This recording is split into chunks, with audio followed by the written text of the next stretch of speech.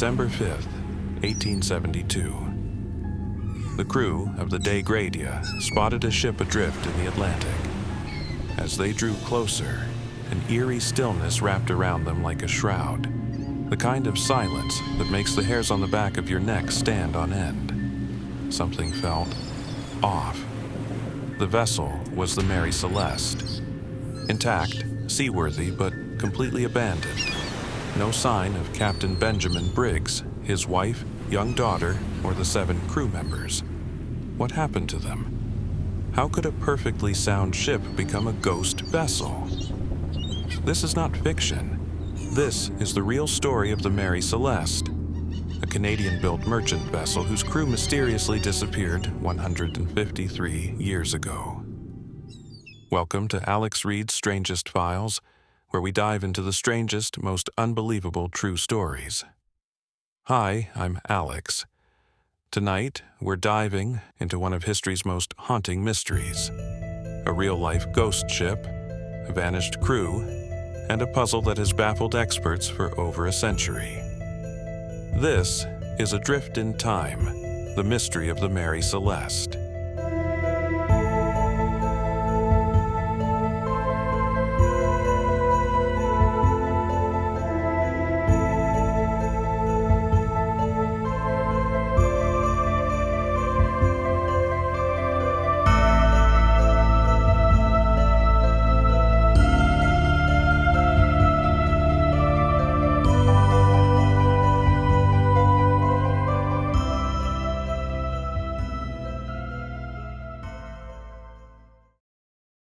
The story of the Mary Celeste begins with an ominous chapter that seems to foreshadow her cursed legacy.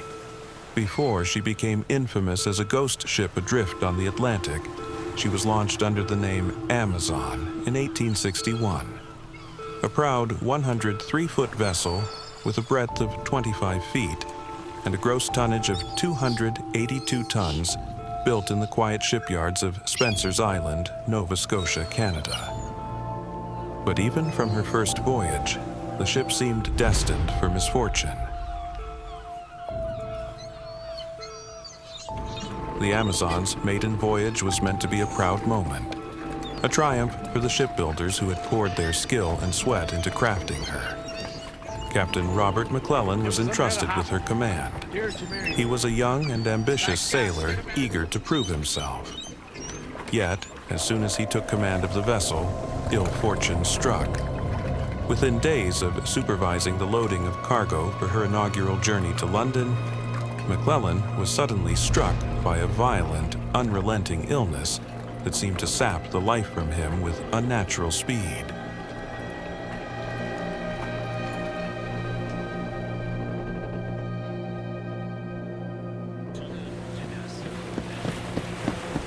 What began as a mild fever quickly escalated into something far more sinister, an aggressive sickness that left him bedridden and gasping for breath. His crew, inexperienced and unnerved by their captain's sudden decline, could do little but turn the ship back to Spencer's Island. Ain't got no choice, mate.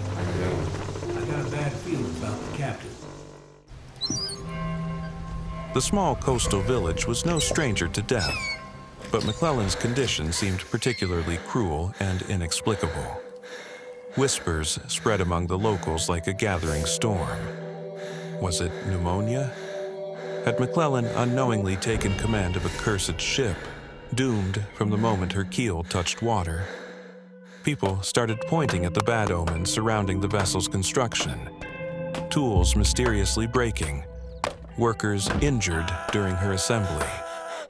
Whatever the cause, McClellan succumbed to his illness on June 19, 1861, just 9 days after setting sail. He never lived to see his ship complete her first voyage. The death of her first captain cast a long shadow over the Amazon.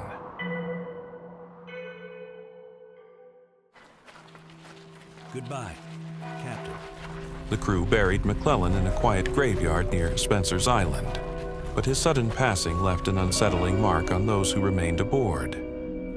Some sailors refused to return to the ship, claiming they felt an unnatural presence lingering in her timbers. Others dismissed such fears as superstition, but as time went on, the Amazon would continue to be plagued by accidents and misfortune that seemed almost preordained. On one occasion, she collided with fishing equipment while navigating the Narrows off Eastport, Maine, a mishap that damaged her hull and delayed her progress.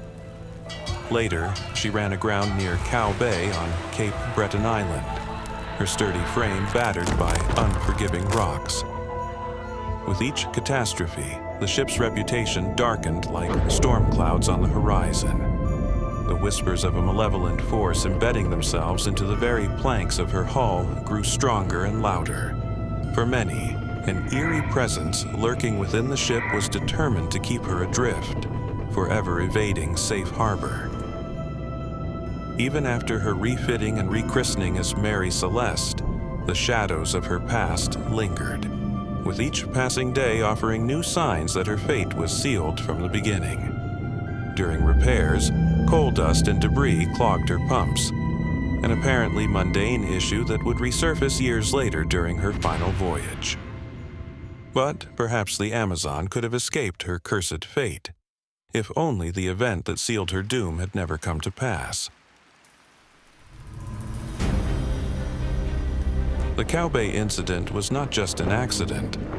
It was a turning point, a moment when fate seized the wheel and altered the Amazon's destiny. It was late October 1867. The wind screamed through the rigging like a chorus of tormented souls, and the sea, dark and merciless, heaved against the Amazon's hull. Off the jagged coast of Nova Scotia, Captain William Thompson fought a losing battle. His hands gripped the helm, knuckles white, as the ship lurched and groaned beneath the fury of the Atlantic. The vessel's owners had doubted him, questioned his skill, and now the ocean itself seemed intent on proving them right. The Cow Bay incident was inevitable. A monstrous wave lifted the brigantine high before slamming her down, straight into the unforgiving rocks of Cape Breton Island. The sound was deafening, a splintering crack like a gunshot through the storm. The Amazon shuddered as if in agony, her timbers wrenched apart, her fate sealed. She was trapped, stranded at the mercy of the elements, her proud journey ending not in triumph, but in ruin. As dawn clawed its way through the storm's remnants, the wreckage lay exposed, a monument to failure. Her owners wasted no time. They abandoned her, leaving the once mighty vessel to rot on the icy shores of Cow Bay. The Amazon was forgotten. The world moved on. The world was safe. Wishful thinking.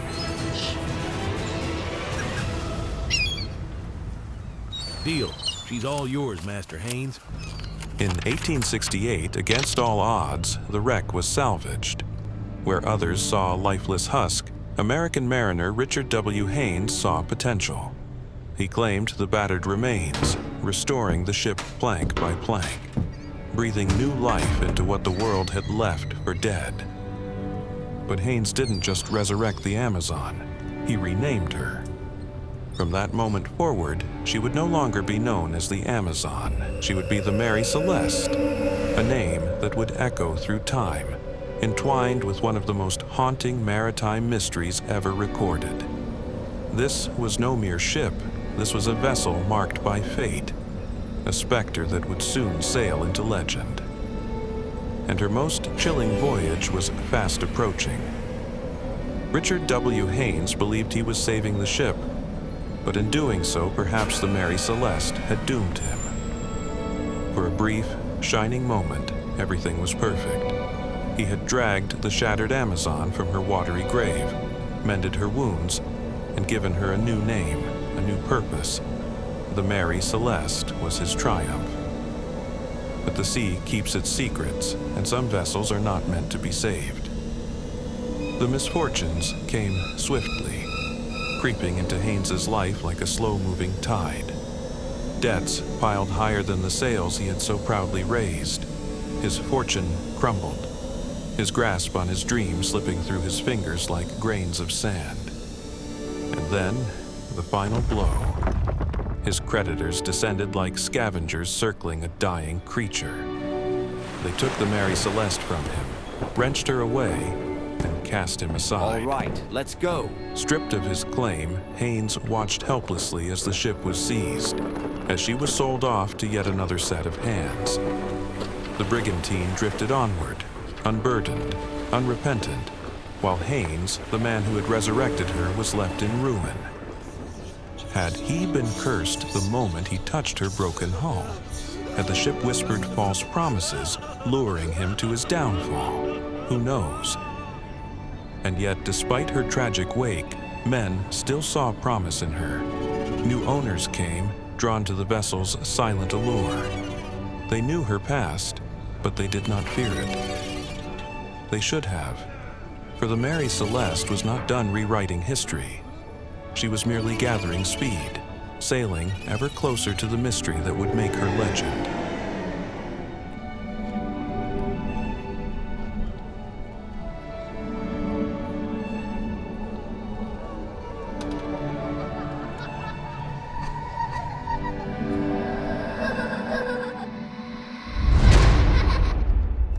By 1872, she was under the command of Captain Benjamin Spooner Briggs, 37, a seasoned sailor known for his discipline and deep religious convictions. Unlike most captains of his time, Briggs chose to bring his wife, Sarah, and their 2-year-old daughter, Sophia, on board for what should have been a routine voyage across the Atlantic. His crew consisted of 7 experienced sailors, handpicked for their reliability and skill. They were not merely names on a ship's ledger, nor faceless men lost to the tide of history. They were sailors, skilled, proud, and bound to the sea by fate itself. Each carried dreams, each held a past, and each stepped aboard the Mary Celeste believing in a future they would never see. Albert G. Richardson, the steadfast first mate, was a man of duty and devotion. At 28, he had already earned the trust of Captain Briggs and the ship's owner, James Winchester, his wife's uncle. His was a life woven into the fabric of the Mary Celeste, bound by loyalty and ambition. Perhaps, as he stood upon her deck, he thought of the voyages still to come, of the promise the ocean had always held for him. Andrew Gilling, the young and affable second mate, just 25 years old, had carved a place for himself in the maritime world. A Danish-American born in New York, he had fought to rise through the ranks, his eyes set on a future at sea. Across the ocean, in Denmark, his mother would soon pen desperate letters, begging for news of a son who had vanished into the abyss. Edward William Head, the steward and cook, had only just begun his journey. At 23, and personally recommended by Winchester himself, he must have carried the exuberance of youth, his heart filled with dreams of the life that awaited him upon his return. His young bride, left behind in Brooklyn, would wait for a man who would never come home.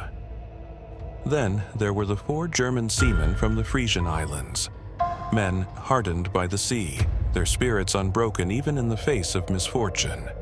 Volkert and Bos Lorentzen, brothers of 29 and 23, had already survived one shipwreck, only to board a vessel that would claim them forever. Orion Martins, the eldest at 35, had likely seen it all: the tempests, the endless horizon, the silent, creeping dangers that only seasoned sailors understood.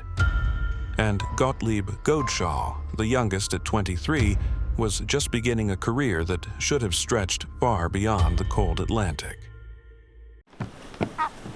They set sail as men of the sea, bound by purpose and skill.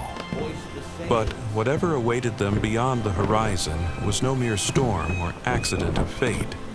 It was something unknowable, a shadow that swallowed them whole. Their names would become legend, their fate forever entwined with the ghost ship that carried them to oblivion. The Mary Celeste did not just take their bodies.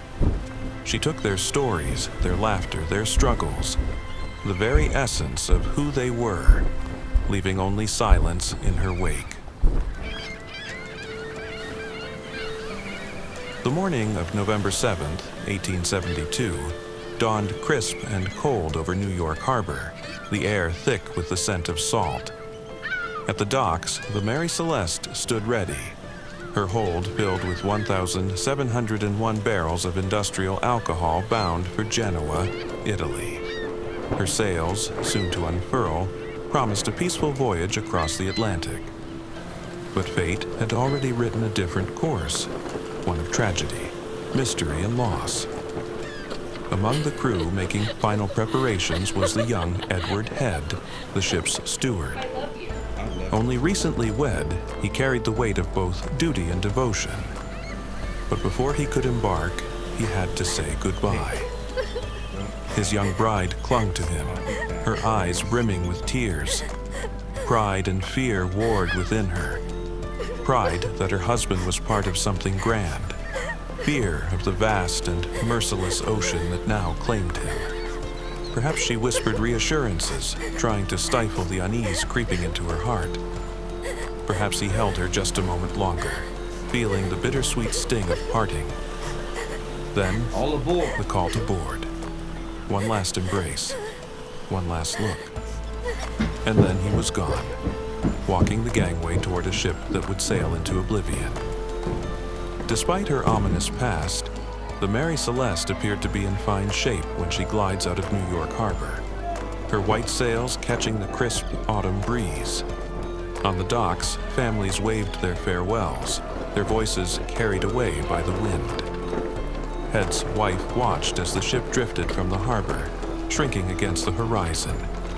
She did not know it then, but she had just become a widow.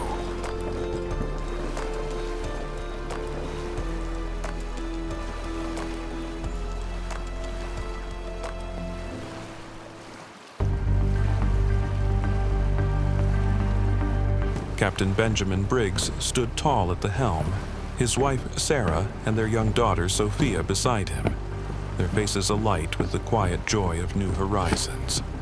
The crew, seasoned and confident, moved about the deck, ready for the long voyage ahead. Laughter mingled with the cries of gulls. The promise of adventure lingered in the salt air. Yet, as the ship drifted beyond the bustling harbor and into the vast, indifferent Atlantic, none aboard suspected that they were sailing into oblivion. That this voyage would not end in Genoa, but in mystery, in legend, in a silence that would echo through time. The waves whispered the secret. The sky watched silently and knowingly.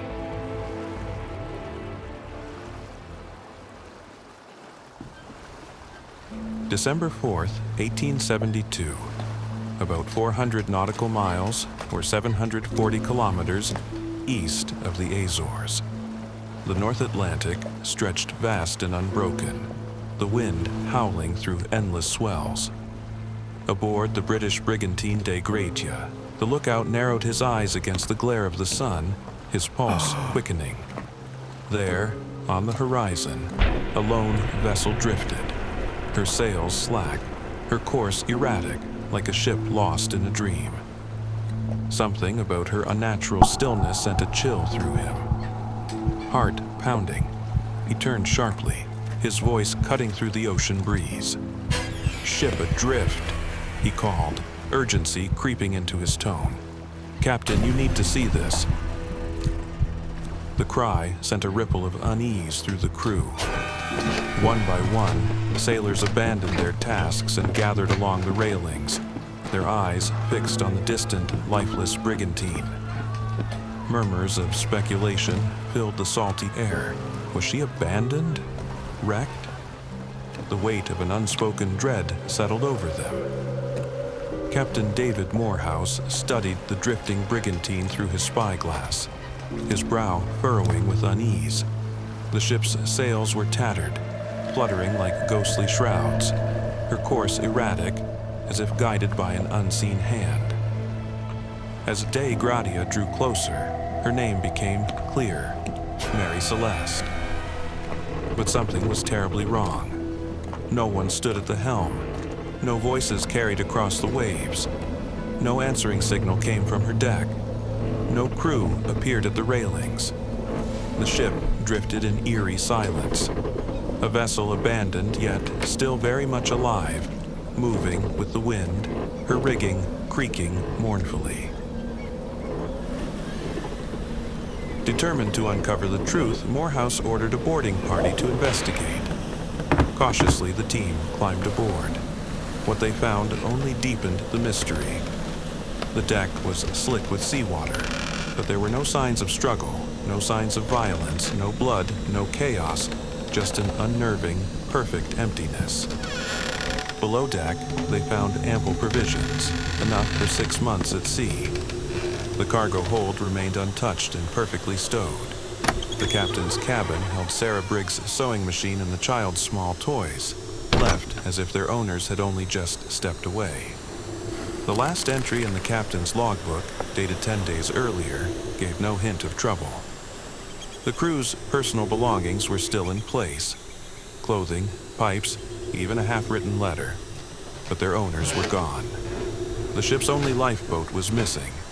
Yet there was no sign of a desperate escape, no torn rigging or broken railings. It was as if the Mary Celeste had been abandoned in perfect order, yet for no apparent reason.